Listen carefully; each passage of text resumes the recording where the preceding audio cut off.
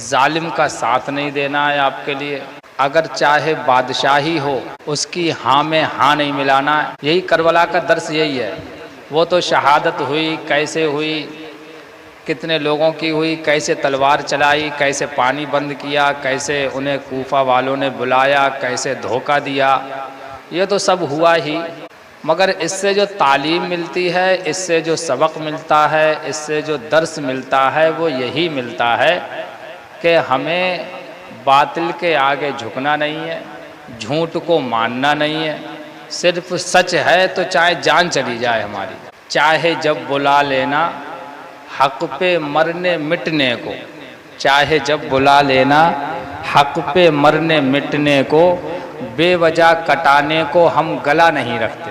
यानी बेवजह कटाने को नहीं है। तुम सोचो कि हम तुम्हारे साथ में कट जाए, मगर देखेंगे कि तुम्हारे साथ में हम जा रहे हैं या हम तुम्हारे साथ में अपनी जान दे रहे हैं, तो ये देखें कि सच है कि नहीं, हक है कि नहीं। अगर सच है तो हमारी जान भी हाजिर है, अगर सच नहीं है तो हम हाथ भी नहीं देंगे। इमाम हुसैन का जो वाक़या पेश आया वो यही तो था।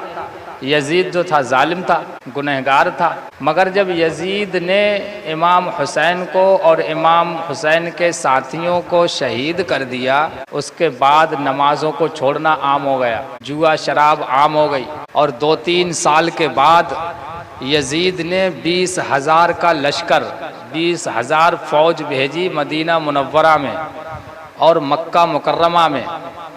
वहाँ पर 700 सहाबाए किराम को शहीद किया। जो रसूलुल्लाह के ज़माने में जो मुसलमान हुए थे उनको सहाबा कहते हैं, उनको शहीद किया और 10,000 मुसलमानों को कत्ल कराया यजीद ने।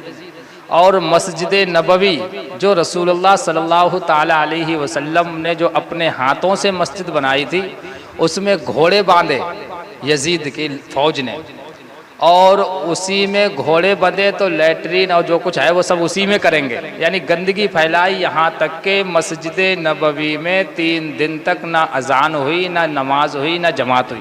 तो इसमें उसने गंदगियाँ फैलाई, औरतों को बेइज्जत किया, सहाबाए किराम को कत्ल किया और 10,000 मुसलमानों को शहीद करवाया और खाना काबा में आग लगा दी। और जिसकी वजह से खाना काबा में आग लगने से खाना काबा के ऊपर जो गिलाफ पड़ा है काला काला, वो जल गया।